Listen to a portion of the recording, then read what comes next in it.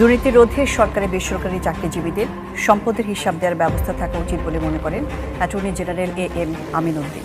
দুর্নীতি রোধে সরকারি কর্মকর্তাদের সম্পদের হিসেব আইন অনুযায়ী দাখিল ও ওয়েবসাইটে প্রকাশের নির্দেশনা চেয়ে হাইকোর্টে রিট করেছে সুপ্রিম কোর্টের আইনজীবী সুবীর নন্দী দাস। আমি মনে করি যে কোনো যারা সরকারি কাজে যুক্ত হবেন প্রত্যেকেরই কিন্তু নেওয়া উচিত, প্রত্যেকেরই নেওয়া উচিত। গভর্নমেন্টের অনেক হাই অফিসিয়াল তাদের প্রচুর পরিমাণে সম্পত্তি পাওয়া যাচ্ছে এবং এখানে সাধারণ মানুষ অনুমান করছে যে এটা করাপশনের মাধ্যমে করা হয়। আমরা দেখছি যে গভর্নমেন্টের কিছু হাই অফিসিয়ালসদের বিপুল পরিমাণে সম্পত্তির খবর প্রকাশিত হয়েছে।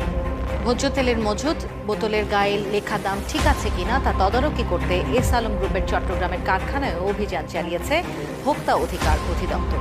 নিয়ম অনুযায়ী সরকারি চাকরিজীবীদের প্রতি 5 বছর পর পর সম্পদের হিসাব বিবরণী